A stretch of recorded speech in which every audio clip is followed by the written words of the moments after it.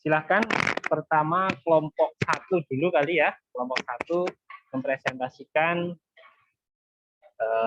kasusnya.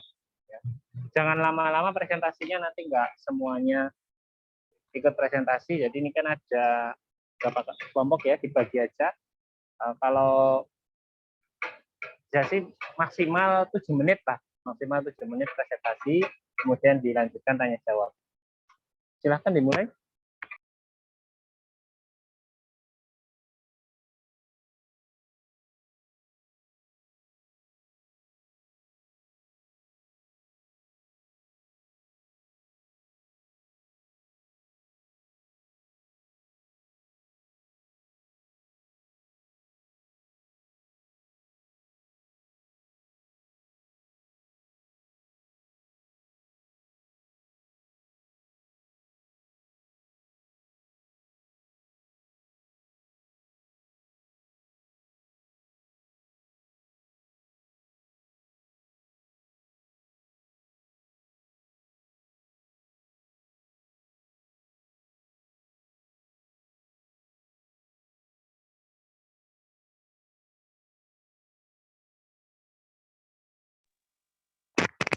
Halo, silakan dimulai presentasinya.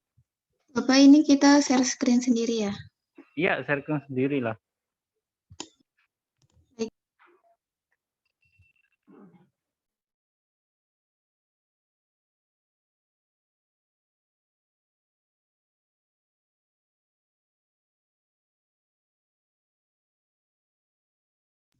Apakah sudah terlihat? Sudah.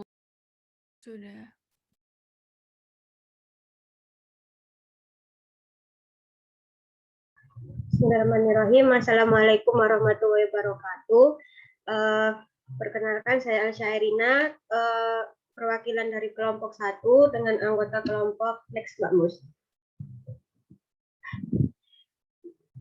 Dengan anggota kelompok yang tertera pada slide next. Di sini outline yang akan kami bahas yaitu kasus terapi resusitasi, terapi koreksi, terapi rumatan, dan tata laksana terapi. Next, untuk kasus, di sini kasusnya Nona Via berumur 29 tahun dengan berat badan 50 kg, masuk rumah sakit dalam keadaan lemah, kesadaran turun, bintik-bintik merah dengan suhu 39,5 derajat Celcius, tekanan darah 95/70 mmHg, nadi 100 kali per menit, nafas 20 kali per menit, dengan data lab seperti yang tertera pada slide, dan didiagnosis DHF. Terapi cairan apa yang akan direkomendasikan dan bagaimana koreksi elektrolitnya? Yang pertama, terapi resusitasi. Pasien mengalami peningkatan HCT yang menandakan bahwa pasien mengalami dehidrasi, sehingga dilakukan perhitungan defisit plasma dan didapatkan hasil 34,1 mili. Nilai NA pasien kurang dari 135 milimol per liter yang menunjukkan bahwa pasien mengalami dehidrasi, hipotonik, dan hiponatremia. Pasien juga mengalami takikardi dan kesadaran menurun yang menunjukkan bahwa pasien mengalami shock kompensata. Sehingga pasien dapat diberikan terapi kristaloid isotonik NaCl berupa NaCl 0,9% dengan kecepatan 84 ppm. Next. Untuk terapi koreksi, next, kadar Na Nona Via sebesar 123 mEq yang menunjukkan Nona Via mengalami hiponatremia dan dilakukan koreksi Na, didapatkan hasil 210 mEq. Karena kadar Na pasien kurang dari 125 mEq, maka perlu dikoreksi dengan NaCl 3%. Dan NaCl yang dibutuhkan yaitu 29,835 gram. Karena maksimal kenaikan Na per hari yaitu 10 mEq, maka perlu dilakukan koreksi selama 2 hari dan didapatkan hasil kebutuhan NaCl pasien selama 2 hari yaitu 33,835 gram. Bila diterapi menggunakan NaCl 3%, maka NaCl yang diberikan ya pada pasien yaitu sebesar 564 mili per hari dengan kecepatan 8 TPM. Sedangkan sediaan NaCl yang tersedia yaitu 500 mili sehingga kecepatan yang diberikan yaitu sebesar 7 TPM. Apabila NaCl 3% tidak tersedia, maka dapat digunakan NaCl 0,9% sebanyak 189 mili per hari dengan kecepatan 26 TPM. Karena sediaan NaCl 0,9% yang tersedia adalah 1000 mili, sehingga dibutuhkan 2 labu atau 2000 mili NaCl 0,9% dengan kecepatan 28 TPM. Untuk terapi rumatan pasien,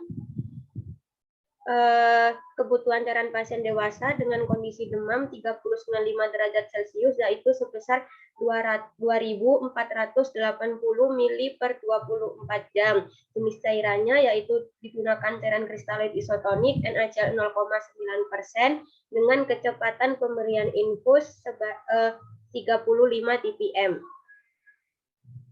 Untuk tata laksana terapi pasien, yang pertama mengatasi dehidrasi pasien dengan NaCl 0,9% 84 ppm selama 1 jam atau 250 mili. Setelah 1 jam dipantau kondisi dan nilai Na pasien. Jika kondisi pasien membaik, dapat dilakukan penurunan kecepatan infus secara bertahap dan dilanjutkan dengan terapi untuk mengoreksi natrium pasien. Yang ketiga, koreksi kadar natrium pasien dilakukan dengan pemberian NaCl 3% dengan kecepatan 7 TPM selama 2 hari atau dengan NaCl 0,9% dengan kecepatan 26 TPM. Yang keempat, dilakukan pemantauan kadar natrium pasien setelah terapi koreksi dengan target pencapaian nilai natrium pasien 135 sampai 140 mEq per liter. Setelah kondisi dehidrasi dan hiponatremi teratasi, dapat dilanjutkan dengan terapi rumatan dengan NaCl 0,9%, kecepatan 35 TPM, dengan terus dipantau suhu dan kondisi pasien. Jika suhu tubuh pasien menurun, maka dapat dilakukan penurunan kecepatan infus karena berarti kebutuhan cairan pasien telah menurun dengan menurunnya demam pasien. Sekian presentasi dari kelompok kami, kurang lebihnya mohon maaf dan Assalamualaikum warahmatullahi wabarakatuh.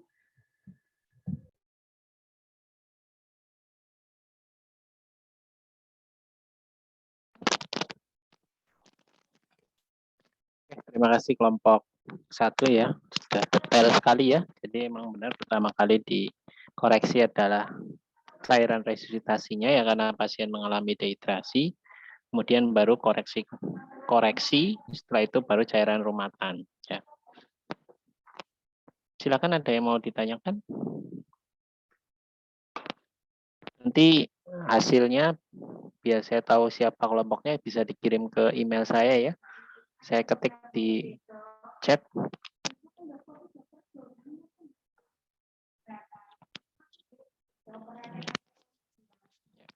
Silakan yang mau ditanyakan.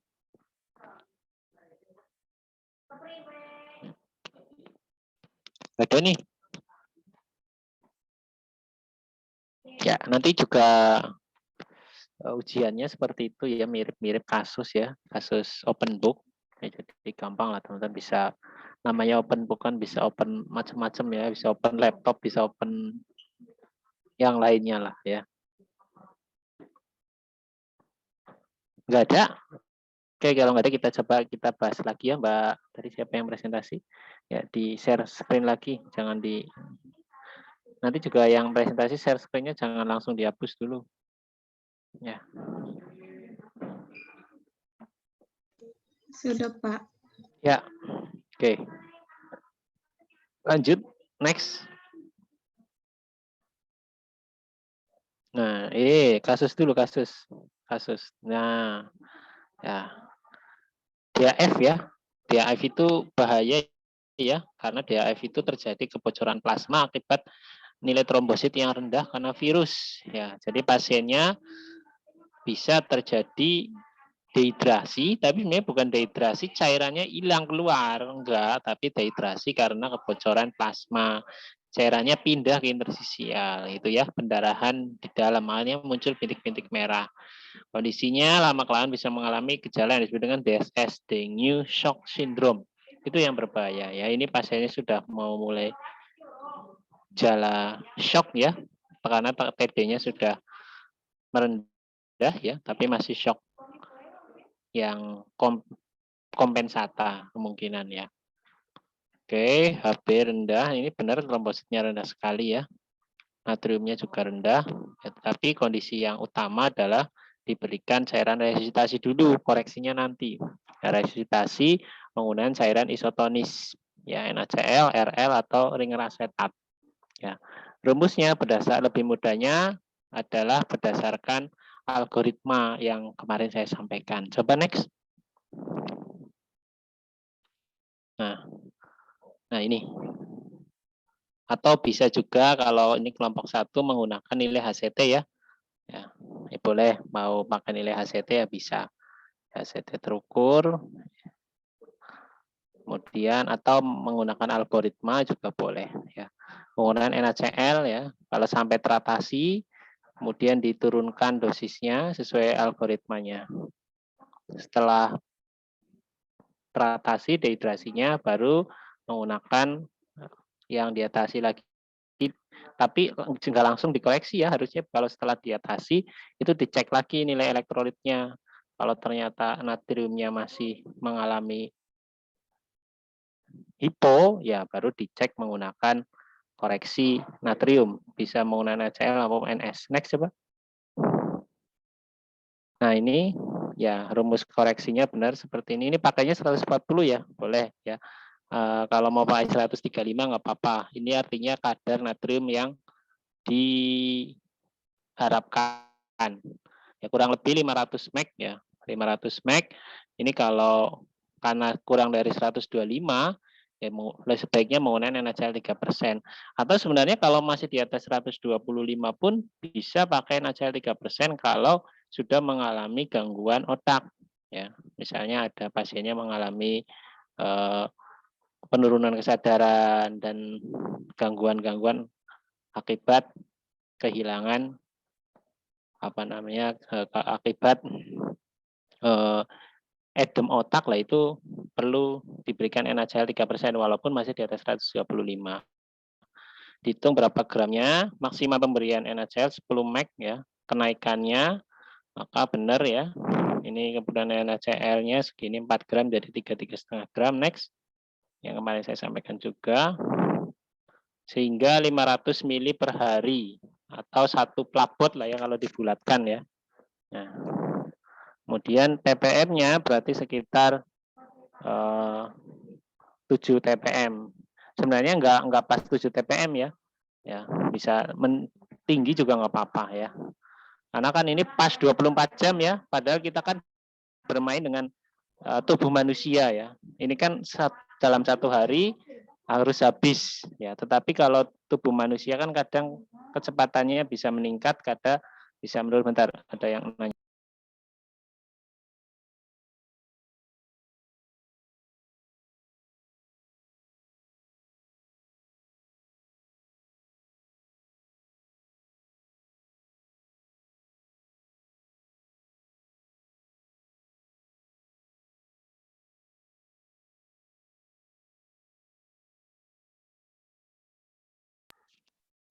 Ya, iya, kalau 7 TPM biasanya mau habis. Nah, jadi bisa sampai 10 TPM nggak apa-apa. Nanti jadinya nggak sampai 24 jam sudah selesai. Ya. Pada prakteknya seperti itu, tapi nanti jawabannya seperti ini tetap ya. Jadi sesuai dengan teorinya. Habis itu setelah terkoreksi ya, baru menggunakan rumatan ya berdasarkan kebutuhan cairan. Coba next. Next. Ya, ini ya, karena ada pasiennya ada demam, jangan lupa ditambahkan 12% dia penambahan 1 derajat di atas 37,5. Yang dibutuhkan kristaloid isotonik sebenarnya kalau rumatan itu paling tepatnya yang saya sampaikan itu adalah yang hipotonis ya, karena dapat mengisi 3 kompartemen baik intraseluler, intersisial maupun intravaskuler. Tetapi biasanya cairan itu kan lumayan mahal elektrolit, maka menggunakan NaCl juga nggak apa-apa. Kecepatannya 35 TPM ini terlalu cepat sekali ya kalau untuk rumatan ya, biasanya sih maksimal ya 20 TPM ya. Karena kebutuhan cairan itu yang kemarin saya sampaikan ya dibagi ya koreksinya untuk kelompok 1 dibagi 2 ya, oral dan parenteral. Karena tidak semuanya kan cairan itu dari parenteral, ada dari oralnya. Nah, kalau pasiennya sudah membaik ya bisa menggunakan 40-60 atau 50-50 50-50 ya. Itu tergantung. Jadi ini koreksinya paling itu ya. Bagi oral dan parenteral.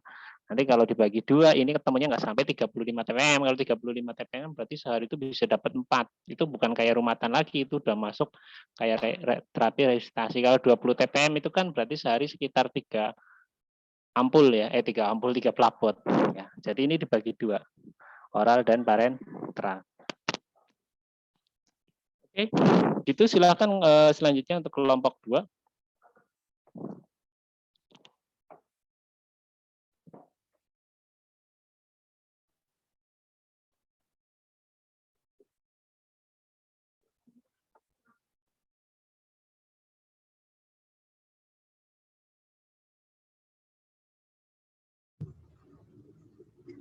Assalamualaikum warahmatullahi wabarakatuh.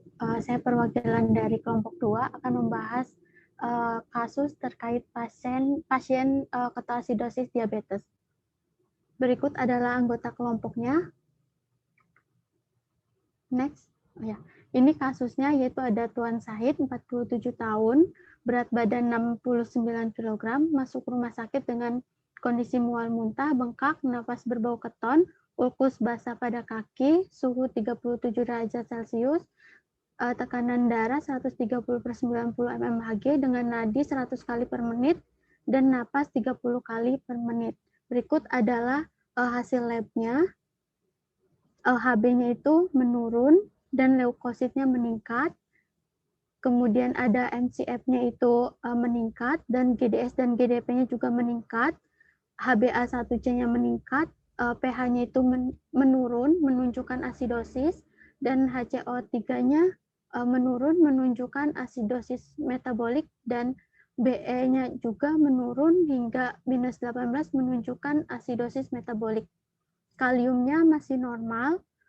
Lalu diagnosisnya itu ulkus DM ketoasidosis diabetik. Terapi cairan apa yang Anda rekomendasikan dan bagaimana? Untuk terapi koreksi asidosis metaboliknya yang sudah tadi saya jelaskan bahwa pasien mengalami penurunan pH darah yang menunjukkan asidosis dan penurunan HCO3 BE yang menunjukkan asidosis metabolik. Nah, koreksinya itu menggunakan Na bikarbonat dengan hasil perhitungan MEQ base defisitnya itu 414 MEQ. Karena yang diberikan separuhnya, jadi 414 dibagi 2 menjadi 207 MEQ dan dibulatkan menjadi 200 MEQ bikarbonat. Kemudian dilarutkan dalam 800 ml NaCl 0,9%. Nah, setelah dihitung osmolaritas airnya itu didapat 646 miliosmol per liter. Nah, kemudian dihitung juga kecepatan infusnya, setelah dihitung mendapatkan nilai 20 TPM. Kemudian terapi rumatanya itu menggunakan NaCl 0,9%. Untuk dosis terapi rumatan untuk pasien dewasa adalah 30-50 ml per kilogram berat badan. Nah, diketahui berat badan pasien itu 69 kg. Nah, kita gunakan pertengahan dosis terapi yaitu menggunakan 40 ml per kilogram berat badan. Dan hasilnya yaitu 2.760 ml. Nah, kemudian dibagi menjadi 2 sumber yaitu menggunakan oral dan parenteral, di mana kita menggunakan parenteral lebih banyak yaitu 7% banding 30% karena mempertimbangkan kondisi pasien yang mual muntah.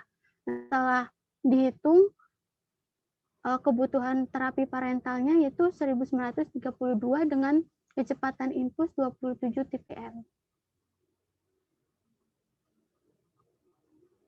Kemudian terapi koreksi kalium karena mempertimbangkan pasien diberikan NA-carb bikarbonat yang dapat meningkatkan pH pasien dengan target mencapai nilai normal.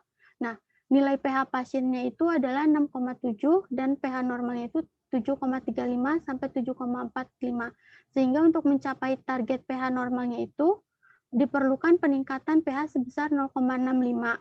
Nah, di mana kenaikan pH sebesar 0,1 itu dapat menyebabkan turunnya kalium sekitar 0,6 meg per liter. Nah, sehingga kenaikan pH sebesar 0,65 tadi itu dapat menyebabkan penurunan kalium sekitar 0,39 meg atau setara dengan 0,4 meg per liter. Nah, nilai kalium pasien itu kan tadi 3,4 meg per liter, sehingga diperkirakan kaliumnya itu akan turun menjadi 3 meg per liter, sehingga diperlukan monitoring kadar kalium dulu di dalam darah. Nah, jika terjadi penurunan kalium dan penurunan kalium itu sesuai dengan perkiraan tadi, maka diperlukan koreksi kalium yaitu sebesar 21 meg per liter atau setara dengan 21 mili/kcl. Pemberiannya itu harus dilarutkan dulu ke dalam 100 mili NS dan diberikan dalam 4 jam. Nah, setelah dihitung osmolaritas akhirnya yaitu 583,43 miliosmol per liter dengan kecepatan 10 TPM. Nah, kemudian diberikan terapi rumatan kaliumnya yaitu sebesar 138 meg per hari yang diberikan setiap 12 jam. Cara pemberiannya itu dilarutkan dalam 500 mili NS, diberikan selama 12 jam dan diperoleh kecepatan infus yaitu 16 TPM. Terima kasih. Itu penjelasan dari kelompok 2. Kurang lebihnya mohon maaf. Wassalamualaikum warahmatullahi wabarakatuh. Terima kasih kelompok 2. Ya. Konfirmasi, bertanya atau menyanggah?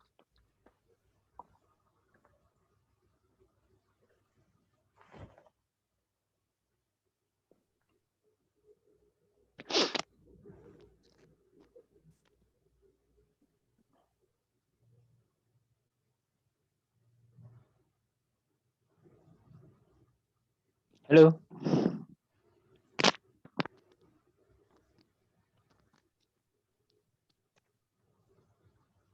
UPJ-nya wis lah, Mbak Taki. Iya, tanya Mbak. Saya kelompok 2, Pak. Oh, kelompok 2 ya. Yang kelompok lain siapa ini?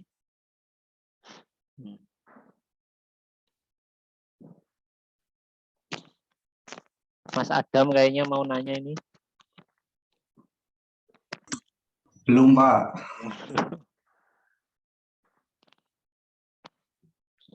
Nggak ada juga. Oke, kita bahas lagi ya. Ya, ini salah satu kasus koreksi ya, biasanya ya. Ya, itu asidosis diabetik atau sering disebut dengan KAD ya. Jadi asidosis akibat kebanyakan asam dalam darah. Asamnya bukan dari CO2. Kali ini asamnya dari mana sih? Asamnya dari asam keton. Asam keton itu hasil metabolisme lemak. Karena pada pasien DM itu gulanya tidak bisa masuk ke dalam sel. Makanya sel berusaha mencari ya sumber makanan yang lain. Yang paling gampang adalah lemak. Cuman lemak hasilnya enggak cuma CO2 dan H2O. Tapi ada asamnya. Makanya asidosis. Ya biasanya pasiennya pipisnya bau asam ya. Kayak aseton ya. Aseton itu kan yang seperti di lab atau buat membersihkan kutek gitu. Dan saat ngomong juga biasanya nafasnya bau aseton. Itu yang disebut dengan ketoasidosis. Leukositnya meningkat, ya ini pasiennya juga ada luka ya. Jelas ya kenapa bisa ada luka ya karena pasiennya DM, gula darahnya nggak terkontrol. GDS, GDP tinggi ya. Kemudian dilakukan AGD, ternyata benar pH-nya mengalami penurunan ya 6,7, PE-nya min 18 jadi asidosis metabolik, kaliumnya normal. Tetapi pada pasien asidosis, terutama asidosis ketoasidosis ini perlu diperhatikan nih. Walaupun PE-nya, walaupun kaliumnya normal. Nah, Ini bentar belum. GDS yang tinggi juga ini hati-hati nih, bisa mengakibatkan sindrom yang lain, yaitu sindrom HS namanya, hyperglycemic hyperosmolar syndrome. Ya, perlu hiperosmolar. Jadi apa? Karena osmolaritasnya tinggi akibat gula darah numpuk di darah ya, maka terjadi hiperosmolar. Kalau hiperosmolar kayak mengikat air ya, gula itu mengikat air, jadi nanti akan terjadi pengeluaran. Ya, pipisnya akan banyak sekali. Kalau pipisnya banyak, pasiennya rentan terjadi dehidrasi. Jadi untuk terapi yang utama adalah terapi resusitasi. Ya, jadi nggak langsung koreksi asidosis dulu, yaitu resusitasi dulu karena tadi resusitasi yang tepat menggunakan coba nih, belum bisa share screen ya. Coba ini matiin dulu share screen-nya. Saya coba share screen. Ya. Nah, ini lihat ya teman-teman nih ya. Nah, ini nih tuh.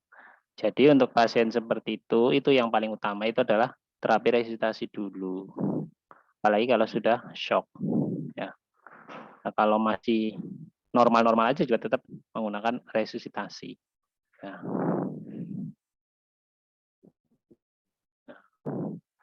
Kemudian insulin tentunya ya, insulinnya. Tapi ini nggak kita bahas ya, insulin. Insulinnya biasanya menggunakan insulin pump. Kemudian baru perlu nggak sih bikarbonatnya? Ya perlu nggak koreksi? Kalau pasiennya 6,7 ya, nah kalau pH-nya di bawah 6,9 secara guideline itu ini perlu dilakukan asidosis. Bisa menggunakan secara guideline-nya atau bisa dihitung. Ya. Nah, untuk kalium 3,3 itu diberikan kalium. Ya. Di atas 3,3 tapi di bawah 5 juga perlu diberikan kalium. Kalau di atas 5 lah nggak usah. Memang kenapa sih? Sudah dibahas tadi sama kelompok 2, yaitu karena pH ya. pH naik, ya, kaliumnya akan turun, gitu kan. Dengan pH-nya turun, kita mau koreksi pH, nanti pH-nya naik. Nah, tapi malah kaliumnya akan turun. Selain karena koreksi pH, kalium juga disebut apa? Insulin. Ya, walaupun pada kasus itu nggak disebutkan diberikan insulin ya. Nah, pemberian insulin ini akan menurunkan kalium. Ya, karena insulin itu memasukkan gula ke dalam sel, terus juga memasukkan kalium. Jadi kalau diberikan insulin, apalagi insulin pump pada kondisi pasien hiperglikemia parah, ya nanti kaliumnya akan turun. Maka dari itu walaupun kaliumnya normal tetap diberikan kalium. Pada pasien ini kan masuknya apalagi normal ya. 4 kan berarti masuknya ini nih, 3,4. Itu tetap diberikan kalium. 20 sampai 30 mg. Ya.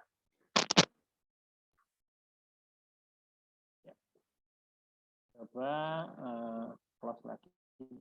Yang kasus tadi yang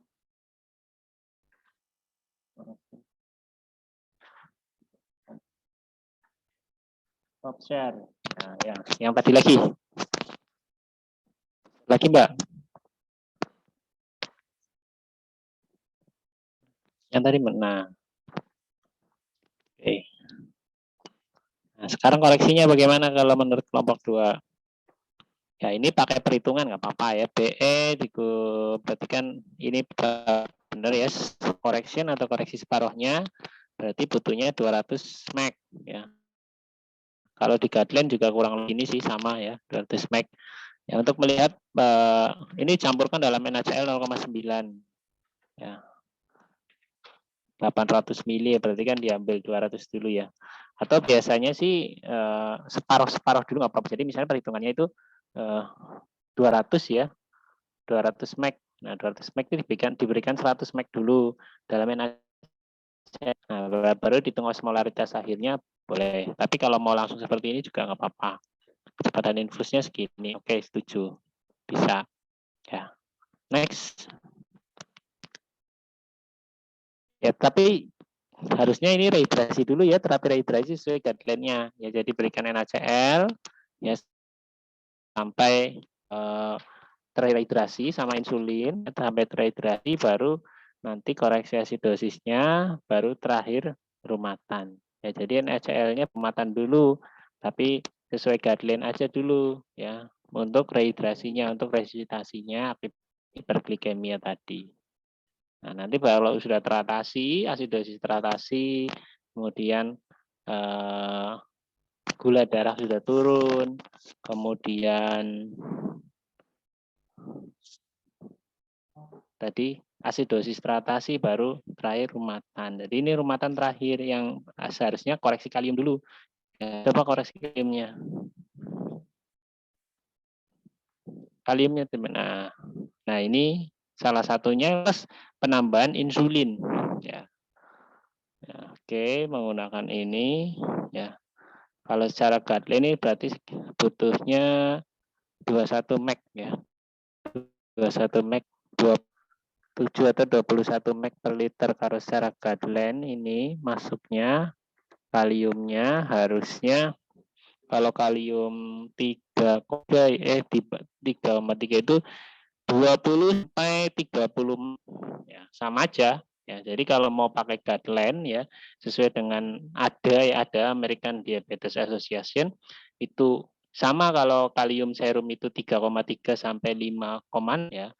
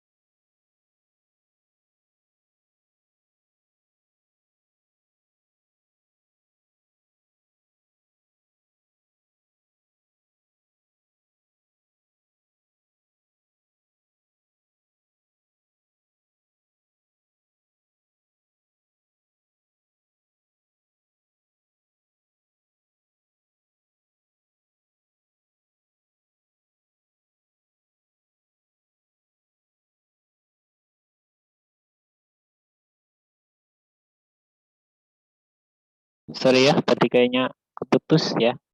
Tadi sampai mana?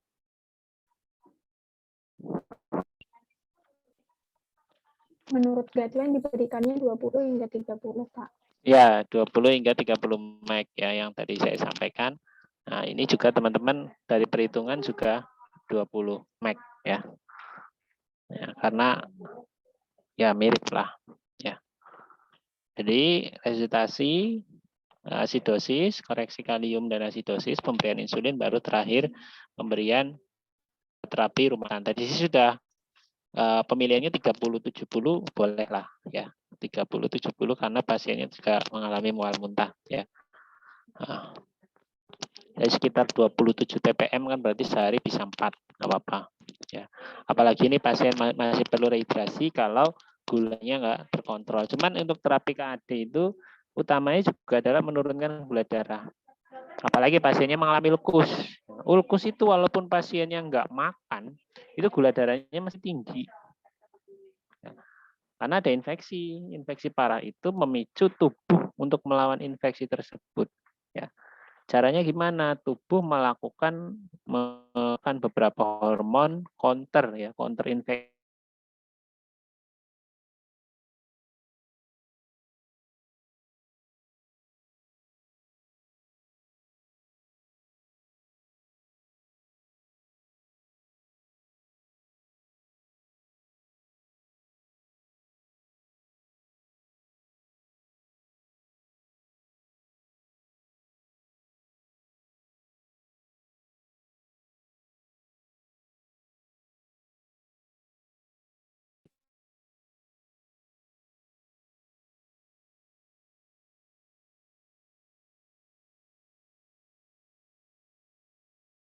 Masya Allah, mati lagi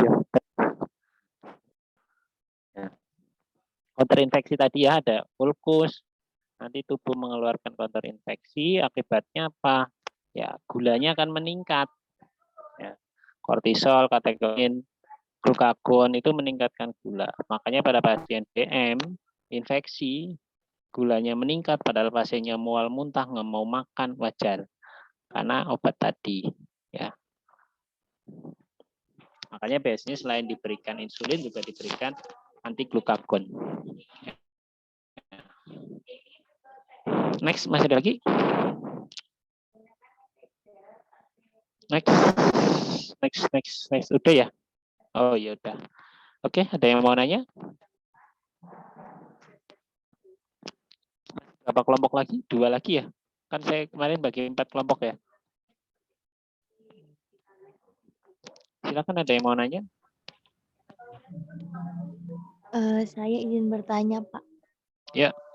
Berarti untuk kasus yang KAD ini tuh terapi utamanya itu harus dikasih resusitasi NaCl dulu ya, Pak, terkait sama dengan Ya, guideline. terkait glikemik, ya berosmolar sindrom. Ya, jadi rehidrasi. Ya, kalau serum natriumnya normal, ya sebenarnya sih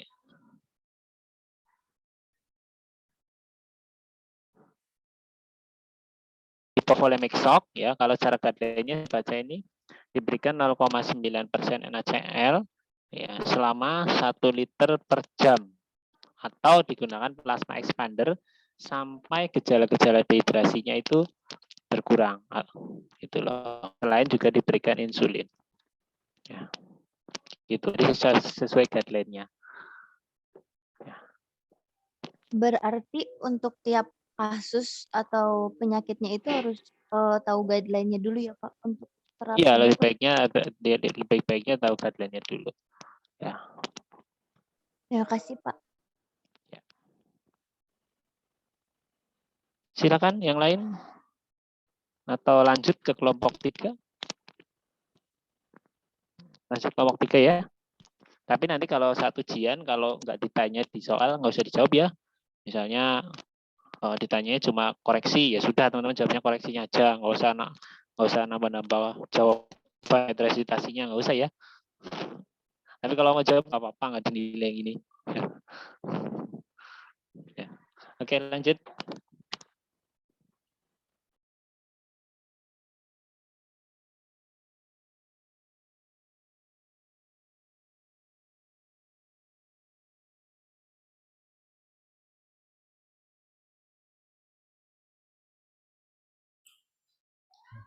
Assalamualaikum warahmatullahi wabarakatuh. Nama saya Taufik Hidayat, saya perwakilan dari kelompok 3. Di sini akan menjelaskan tentang kasus kami kelompok 3 untuk terapi IV dan PN. Next. Ini untuk anggota dari kelompok 3. Next. Ini untuk kasusnya, pasiennya Bapak Andi, 48 tahun, 70 kg BB-nya, MRS dengan nyeri perut dan kaki membesar, BAB hitam dan apatis. Suhunya 37 derajat, tekanan darah 130 per 80, nadinya 100 kali per menit, nafas 20 kali per menit. Ini untuk data labnya bisa dilihat bahwa albuminnya rendah, di bawah rentang, dan juga kaliumnya juga rendah. Berarti pasien ini punya hipoalbumin dan hipokalium. Diagnosisnya sirosis hepatik. Next. Ini untuk manifestasinya, jadi asisnya nanti ada terapi kalium dan juga terapi untuk albumin. Next. Ini untuk koreksi albuminnya, rumusnya 3,4 dikurangi 1,3 kali 70 BB-nya dan dikali 0,8, hasilnya 117,6 dibulatkan menjadi 125 gram per dl. Dan untuk koreksinya dilakukan apabila kadarnya ini 2,5 gram per dl. Kemudian cara pengkoreksiannya 500 ml albumin 25% dengan kecepatan 1 ml per menit. Jadi untuk 500 ml ini diberikan selama 8 jam. Next.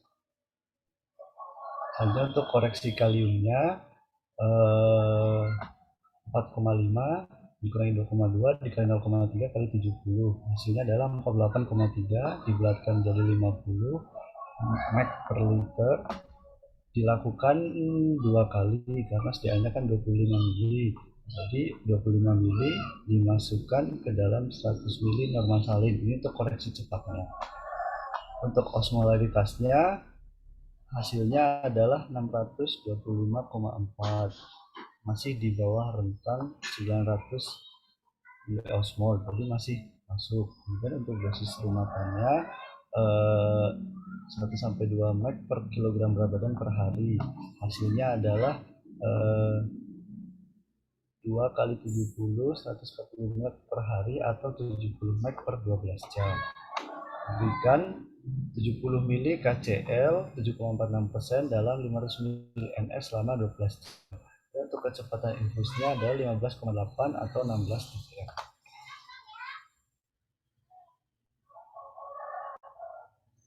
Ya, demikian presentasi dari kelompok 3. Saya serahkan kembali kepada Pak Dewanto. Terima kasih.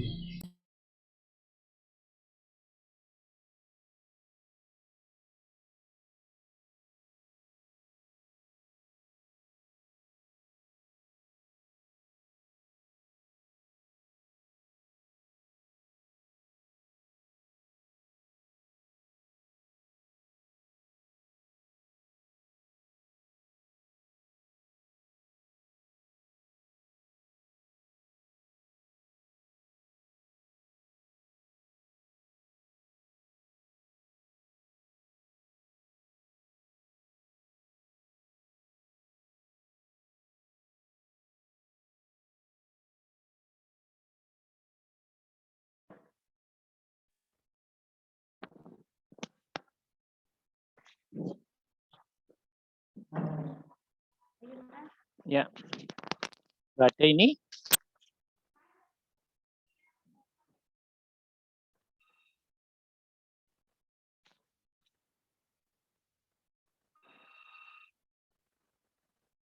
Nanda Ajeng. Silakan Mbak Nanda, tanya dong lah.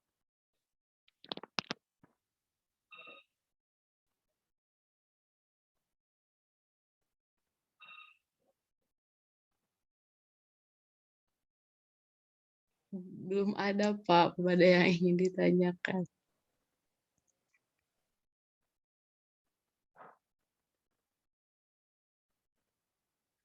Mbak Panadia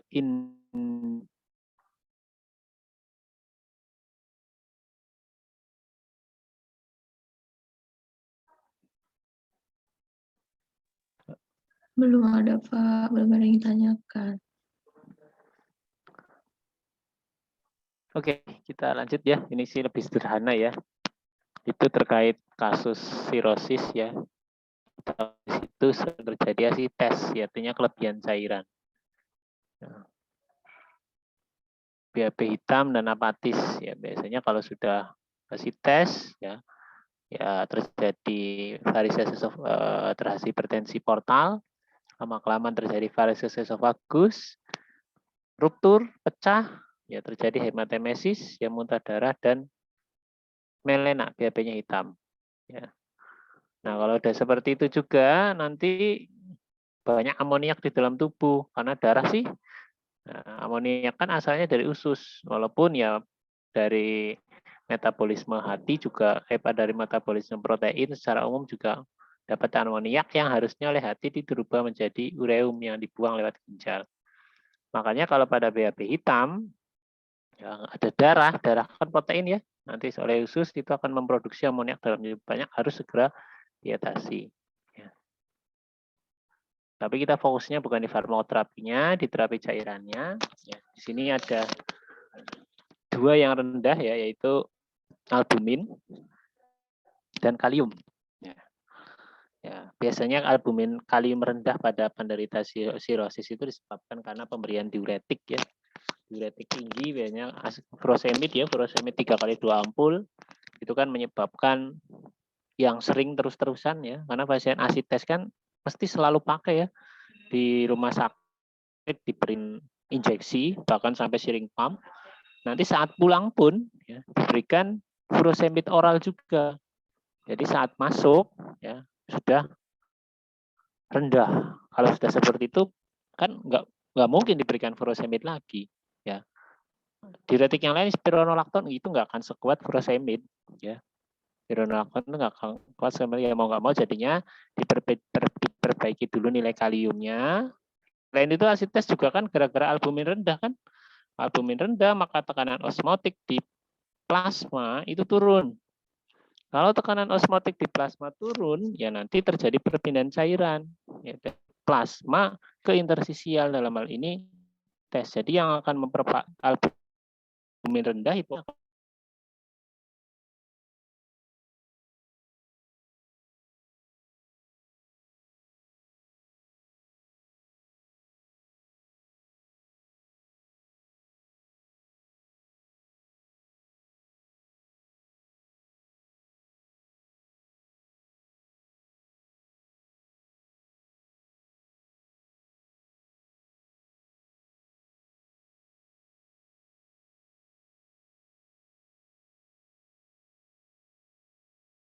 dan dokter.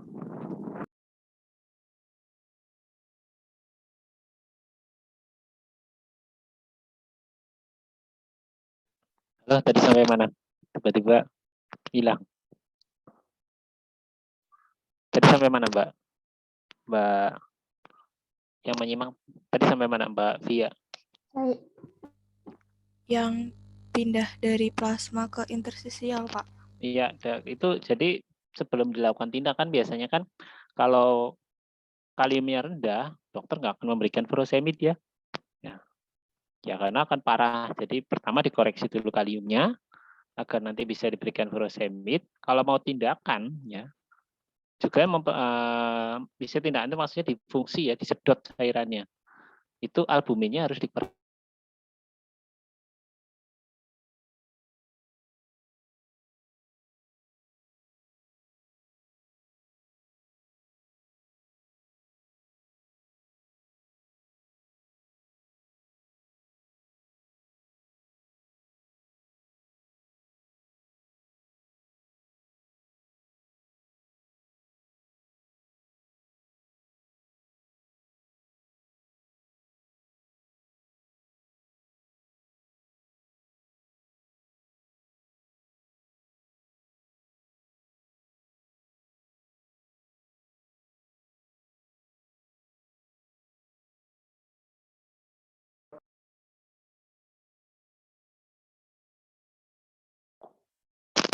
Halo, aduh ini sinyalnya kok jelek banget di sini ya.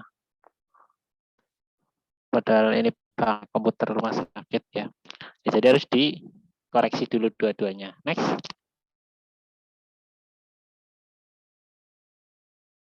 Ya, asites tadi ya karena hipertensi portal dan hipoalbumin.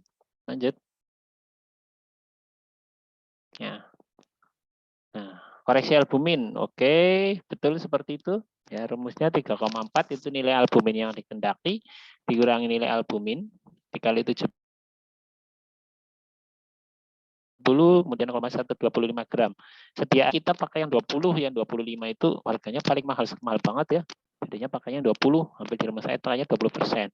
Ya, kalau pakai yang 20% ya berarti tinggal butuhnya 125 gram. Ya, berarti kalau 20% ya berarti berapa tuh? Kan sedianya 100. Ya. Berarti 20 gram 125 dibagi 20 gram. Ya. Dari albumin 500 mili Mas. Adanya 100 mili albumin itu, ya. 100 mili. Jadi kalau kebutuhannya sekitar kok 117 jadi 125 dari mana ini? Itu disesuaikan sediaan tadinya, Pak. Kan kita pakai yang 25. Oh, kan 3,4 nih. Ya 3,4 Iya, dikurangi Pak. 1,3. 2,1 dikali 70 dikali 0,8. Berarti kan 117 dibagi 20. 17. Pakainya yang 20 berarti sekitar Kalau 5. 6, Pak. Ya, 5 ampul. Kalau pakai 25 berarti 117 dibagi 25 sekitar 4 ampul, 4,5 labot ya. mahal albumin 4,1 juta ya, yang 20% 1 juta. Ya, jadi makanya BPJS lebih restrik. Restrik itu gimana? Ya, nggak sampai 3,4 ya. Ya. Batas boleh diberikan albumin itu cuma 2,5. Ya, kalau pada BPJS ya. Kalau rumusnya sih gitu. Kan berarti kalau butuh 5 aja udah 5 juta. Wah, ya habis buat albumin doang ya.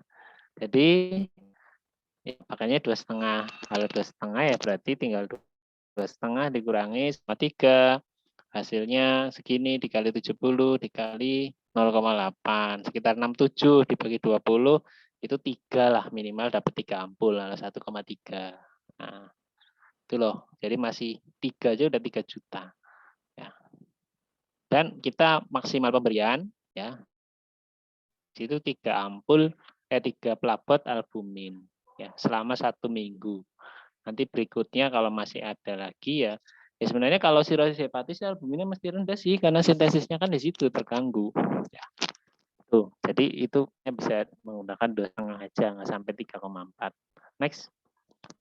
Baru kalau udah normal bisa dilakukan tindakan yang lain atau diberikan antibiotik. Nah, ini untuk pemberian furosemid harus fraksi itu kaliumnya. Oke, kali 0,3 50 mg, koreksi cepat 25 mili. Oke. Osmolaritasnya masih dosis rumatannya segini, diberikan 7 mili kesempatan infus 570 kali. Ya, koreksi kaliumnya seperti itu. Ya, nanti kalau kaliumnya sudah terkoreksi ya, baru diberikan furosemid dan diberikan ganti-ganti kalium oral atau diberikan spironolakton. Kalau masih nggak terkoreksi juga, kalau kasih tesnya masih nggak teratasi juga, baru dilakukan tindakan fungsi, ya, fungsi ASI tes. Ya. Disedotnya berdasar gravitasi atau bisa juga pakai alat. Ya. Alat itu biar tersedot ya kayak alat penyedot, tapi itu juga alat harganya mahal juga itu ya satu. Namanya trokar ya, trokar kateter itu bisa sampai sekitar 600 ribuan, kan lumayan ya. Ya. Nanti setelah kempes pasiennya bisa pulang. Nanti nggak lama kemudian balik lagi. Yang perlu adalah edukasinya. Belum nanti kaliumnya turun-turun, wah susah ini kan. Furosemid nggak diberikan diuretik, ya Pak. Nanti pasiennya edem. Ya, albumin nggak diberikan edem juga, ya gitulah sirosis hepatis.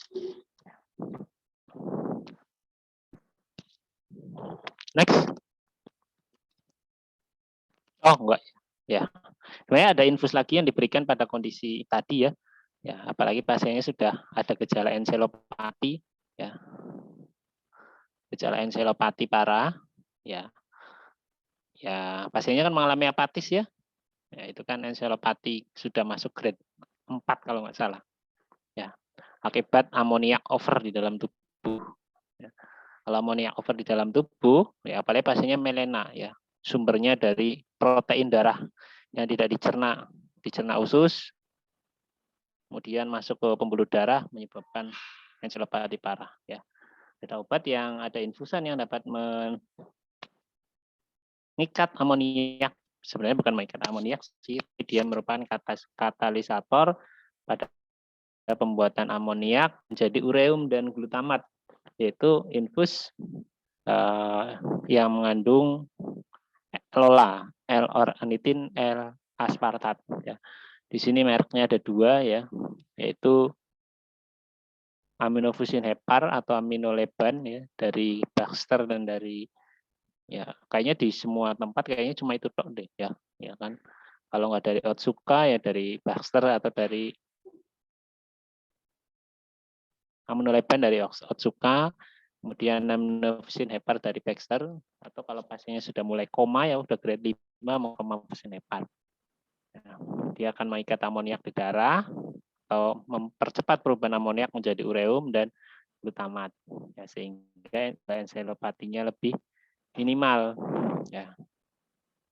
Dan juga pasiennya harus dikonsumsi, harus diberikan infus terapi cairan banyak yang mengandung protein BCA, branched chain asam amino. Apa itu BCA? BCA atau branched chain asam amino itu merupakan protein yang rantai cabang yang apabila di metabolisme nanti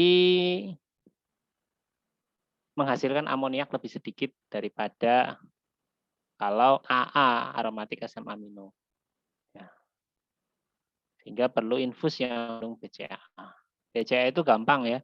Lif, lisin, isolesin, dan valin. Itu adalah asam amino rantai cabang, lif. Ya. Jadi kalau infus-infusan hepar itu mesti banyak mengandung lif BCAA-nya. Ya. Ada yang disebut dengan rasio Fischer, ya, Fischer ya. Itu rasio antara BCAA dengan AA. Kurang lebih sama rasionya. Ya, pada pasien enselopati biasanya rasio antara BCAA dan AA-nya lebih tinggi AA. Ya. Nah, maka dari itu perlu BCAA dalam jumlah banyak. Ya. Nah, kalau pemberian BCAA tidak ada rumus koreksinya ya, berapa diberikannya.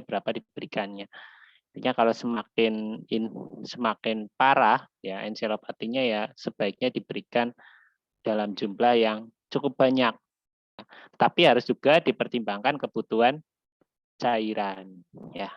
Jadi kalau pada pasien sirosis hepatis dihitung rumatannya, berapa kebutuhan cairannya.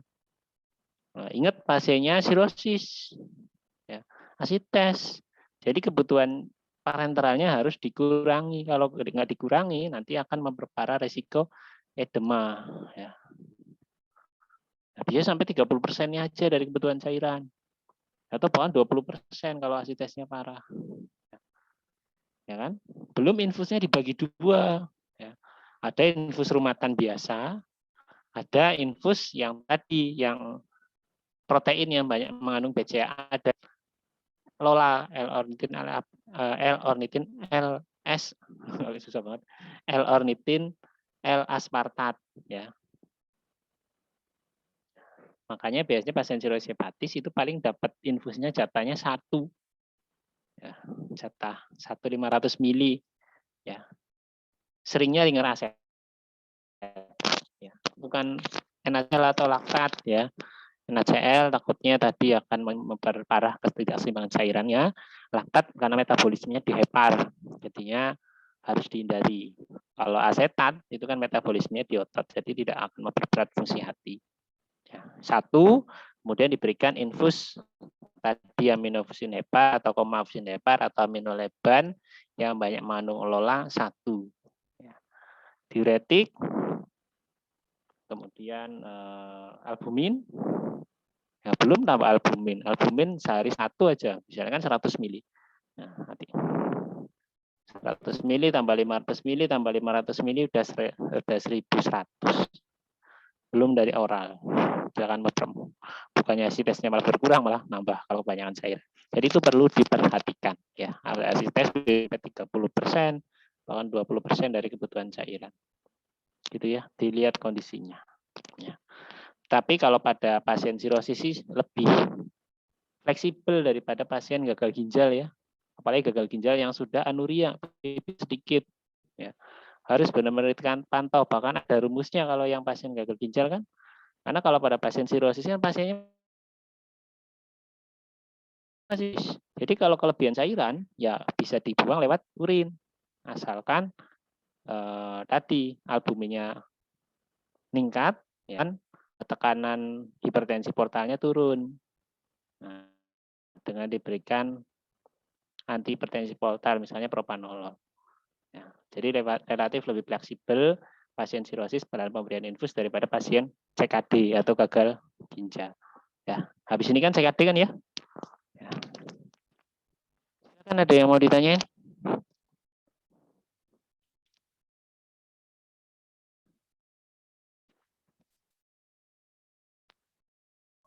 Bapak, maaf Pak. Tadi yang untuk koreksi albumin berarti ketika pasiennya itu hipoalbumin dikoreksinya cukup sampai 2,5 aja ya Pak?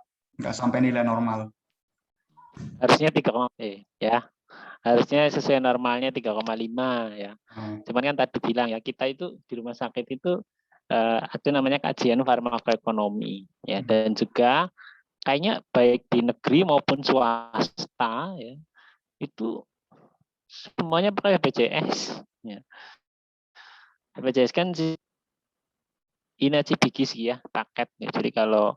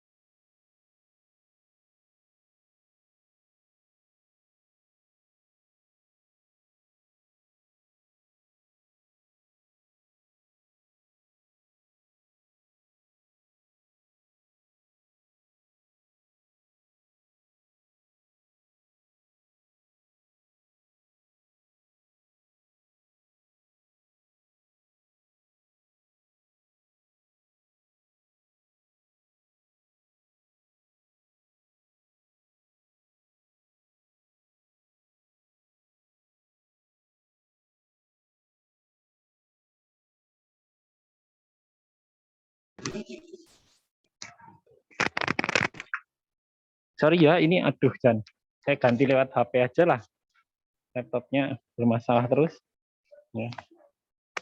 Ya tadi ya Mas ya, jadi kalau 3,5 ya emang standarnya seperti itu. Cuman kita berpatokan dengan BPJS karena biayanya mahal ya. Pada prakteknya koreksinya menggunakan 2,5 aja. Kecuali pasien umum ya atau pasiennya orang yang berada lah itu boleh berikan seperti itu. Pada prinsipnya pasien sirosis kan sintesis albuminnya nggak ada ya, terganggu. Jadi walaupun diberikan albumin berapapun, ya ujung-ujungnya akan hipoalbumin juga. Di pasiennya dikonsumsi banyak, diedukasi banyak mengandung albumin. Itu Mas Adam. Baik, terima kasih Pak. Silakan kelompok yang terakhir ya. Sudah 7:30, 7:30, 7:30.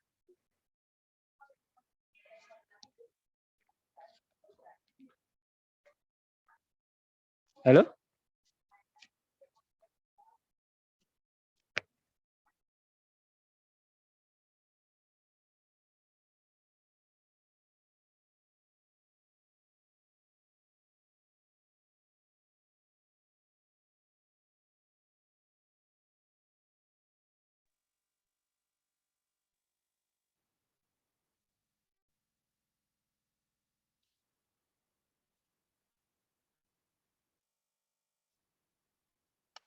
Assalamualaikum warahmatullahi wabarakatuh. Perkenalkan, saya Panadia, perwakilan dari kelompok 4 yang akan mempresentasikan mengenai kasus. Ini anggota kelompok kami. Ini outlet yang akan kami bahas. Untuk yang pertama kasus, jadi ada Tuan Sahid berumur 50 tahun dengan berat badan 67 kilo, masuk rumah sakit dengan keluhan mual dan kaki membesar, suhunya 36,5 derajat Celcius, tekanan darahnya 170/95, nadinya 100 kali per menit, dan nafasnya 20 kali per menit. Pasien didiagnosa CKD. Lalu berapa untuk data labnya? Di sini terdapat masalah kecuali pada leukosit, namun untuk kalium dan fosfat kadarnya tinggi dan untuk kalsiumnya rendah. Yang pertama yaitu ada patofisiologi. Yang pertama ada patofisiologi dari hiperkalemia. Jadi pasiennya ini kan CKD. Jadi dia tuh mengalami penurunan fungsi ginjal dalam ekskresi kalium. Jadi jumlah kalium yang di dalam darah itu terakumulasi, jadi menyebabkan peningkatan kadar kalium di dalam darah. Lalu yang kedua ada hipokalsemia. Jadi pasien ini tuh tidak ada pasien ini kan CKD, jadi tidak ada ikatan antara si PTH dan PTH1. Jadi tidak terbentuk 25 hidroksivitamin dan D1 alfa hidroksilase. Jadi selain itu pasiennya juga dari 25 hidroksivitamin ini tidak diubah menjadi 1,25 hidroksivitamin. Jadi dalam reabsorpsi kalsium dalam ususnya itu jadi dari yang berfungsi dalam reabsorpsi kalsium. Jadi akibat dari ini kadar kalsium dalam darah pasien itu tuh menurun. Lalu untuk hiperfosfatemia, jadi pemicunya itu adalah sintesis dan pelepasan PTH kelenjar paratiroid. Jadi terlepasnya kadar PTH, ginjalnya tidak mengeluarkan fosfor, jadi mengakibatkan hiperfosfatemia. Untuk kebutuhan cairan yang pertama ada kebutuhan cairannya. Jadi kan untuk pasien dewasa itu kan 30 sampai 50 ml per kilo berat badan. Jadi terapi rumatanya itu kita ambil tengahnya jadi 40 ml per berat badan dikali 67 didapatkan 2.650 ml. Lalu untuk pasien ini kan mengalami kondisi khusus yaitu CKD. Jadi untuk kebutuhan cairannya yaitu kebutuhan cairan dikali 0,25 ditambah urin output, jadi urin output ini misalkan 100 ml yaitu menjadi 770 ml. Jadi karena pasien mengeluhkan mual, jadi 70%-nya diberikan terapi parenteral dan 30%-nya oral. Untuk parenteral itu 70% dikali dari kebutuhan cairannya itu sehingga didapatkan 539 ml per hari karena sediaan yang ada itu 500 ml. Lalu untuk oralnya itu dari 770 ml dikurangi dari jumlah parenteral sehingga untuk kebutuhan oralnya 230 ml per hari. Untuk dosis rumatanya itu 500 ml per 24 jam untuk menjadi 21 ml untuk per jam. Jadi untuk dosisnya itu 0,3 ml per menit atau sekitar dengan 7 TPM. Lalu untuk terapi koreksinya, jadi pasien ini terapi hipokalsemia pada CKD jadi diberikan kalsitriol. Dia itu merupakan sediaan vitamin D yang memiliki kerja cepat dan waktu paruhnya itu pendek. Jadi diberikannya itu dengan dosis 0,25 sampai 0,5 mikrogram. Secara IV selama 2 sampai 5 hari. Lalu untuk terapi hiperkalemia pada pasien CKD sendiri, itu kan pasiennya mengalami hiperkalemia berat. Jadi perlu koreksi kalium menggunakan kalsium glukonat. Jadi untuk penanganan hiperkalemia berat ini itu tujuannya mencegah dan meminimalkan efek elektrofisiologis pada jantung untuk mengurangi resiko aritmia. Jadi kalsium glukonat ini tuh menjadi first line terapi pada hiperkalemia berat atau jika ada perubahan EKG untuk melindungi dari kardiomyosit. Jadi untuk dialisis ini tuh dialisis pada pasien dapat dilakukan ketika nilai data lab semua pasien itu sudah normal.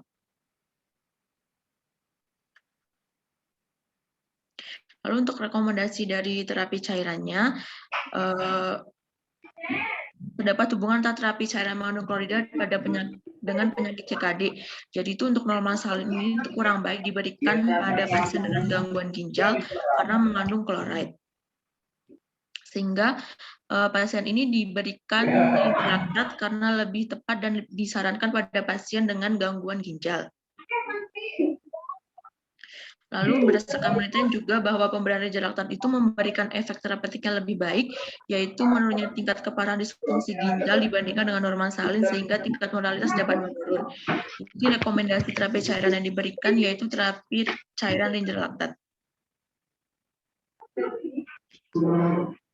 Tadi untuk dosis rumatanya itu 7 TPM. Untuk kesimpulannya, jadi pasien membutuhkan terapi rumata 770 ml dengan kecepatan 7 TPM.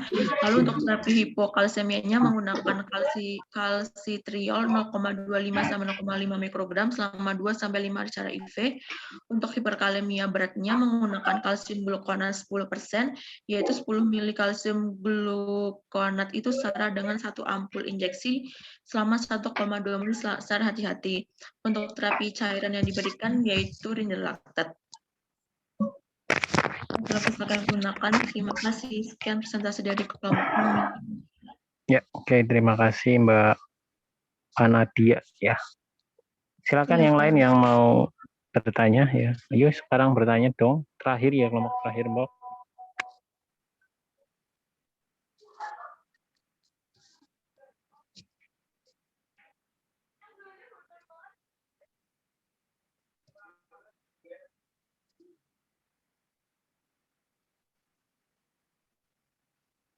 Nggak ada juga. Masya Allah.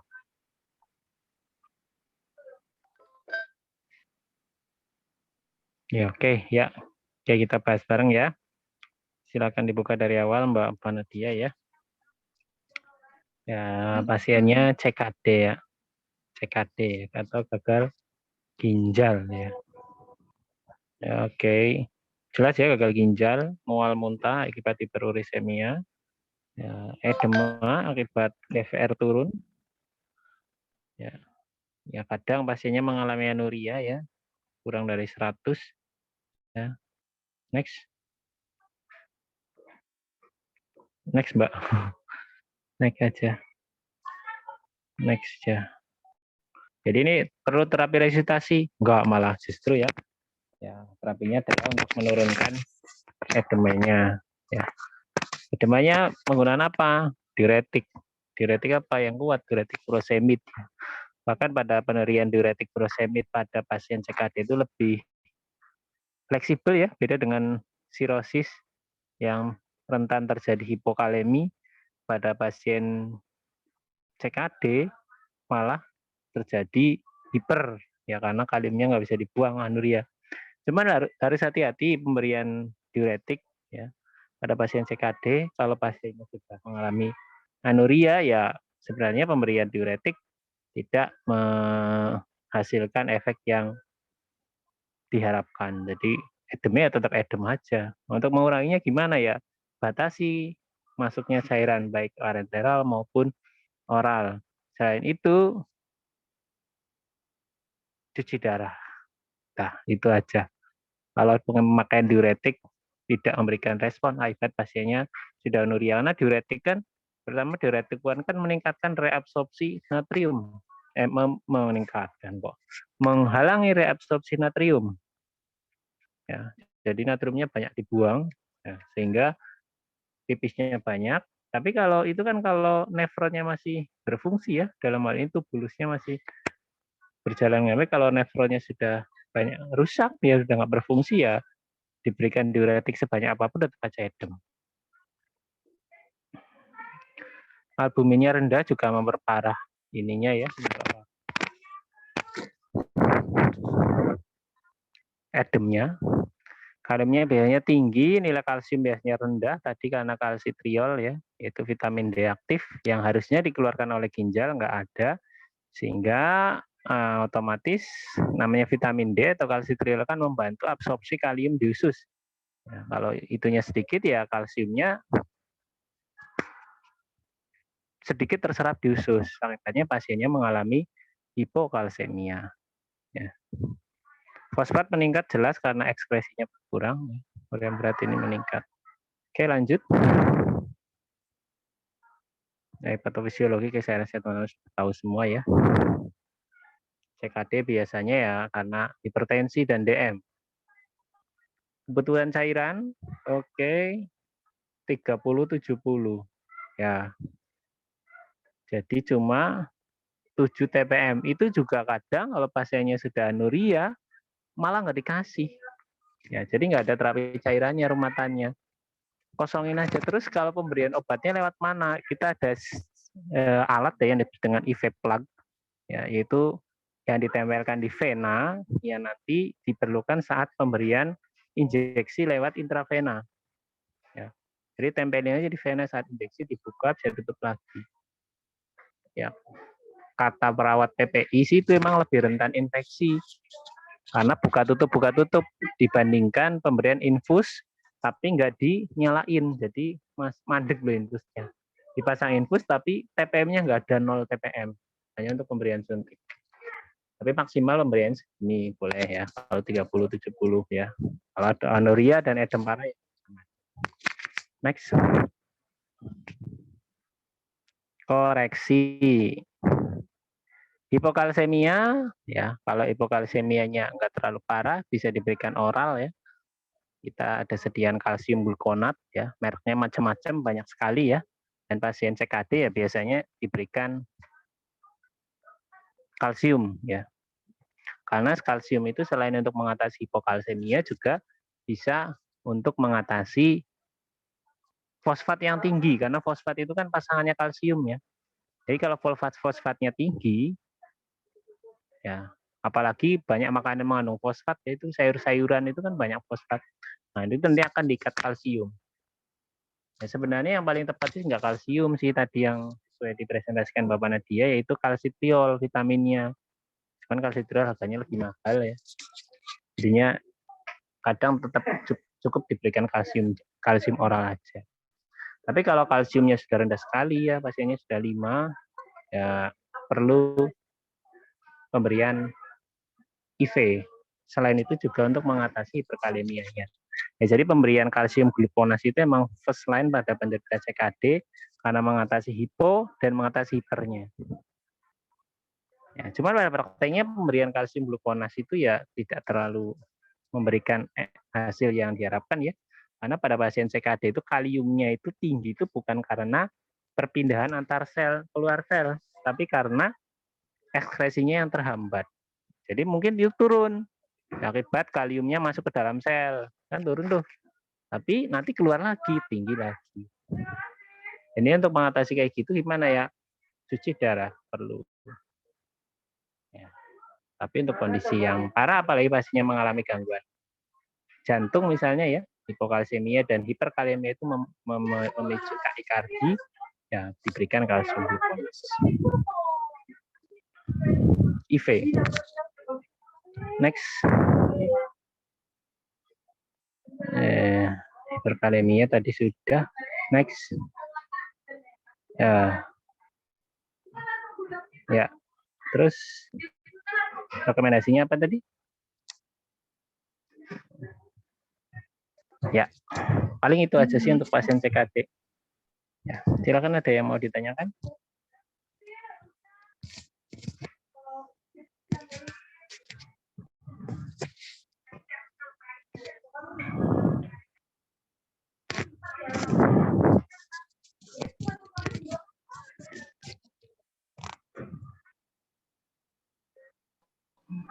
Bapak mau izin bertanya. Ya, sampai sih ini. Saya Sarah Aziza, Pak. Maaf Ya, off-cam ya, silakan. Pak, ada kendala jaringan. Iya, gimana Mbak Sarah? Tadi kan dikatakan bahwa pasien CKD tidak butuh terapi rumahan ya, Pak ya. Itu kira-kira dari stage berapa, Pak, dari CKD-nya ini? Ya, Yang itu tidak bukan tidak butuh ya, tetap butuh, tapi dilihat dari lihatnya bukan berdasarkan stage, Mbak. Ya. Kalau stage itu kan berdasarkan ureum kreatinin kan, perhitungan kreatininnya berapa, nanti berapa kreatinin clearance-nya masuk stage berapa. Enggak. Tapi dari kondisi pasien. Edem enggak, sesek enggak. Kalau pasiennya udah jelas sekali edem, sesek, ditanya bisa pipis enggak bisa, paling sedikit banget. Ada enggak setiap hari 100 mili kira-kira ada enggak nyampe, sedikit malah aduh nggak bisa pipis sama sekali lah, ya itu ya nggak perlu.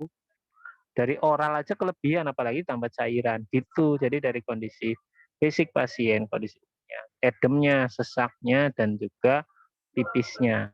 Kalau nggak bisa pipis, edem, sesek ya lebih baik tidak diberikan. Ya solusinya tadi dipasang tapi nggak dijalanin atau menggunakan IV plug. Ya. Tetapi lebih disukai dipasang infus tapi nggak dijalanin, jadi dimatiin. Jadinya nyuntiknya lebih mudah dan meminimalkan infeksi. Kalau IV plug kan buka tutup ya, nah itu yang rentan terjadi infeksi. Begitu Mbak, jadi bukan dari stage berapanya. Baik, Pak, terima kasih. Ada lagi?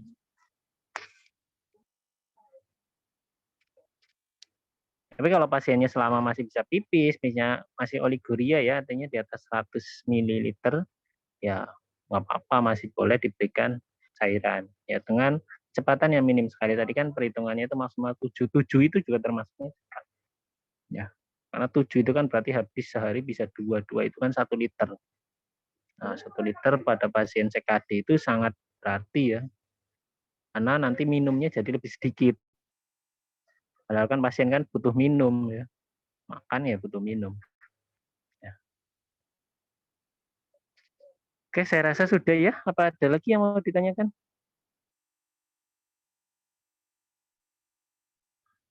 Oke, kalau tidak ada, saya akhiri ya.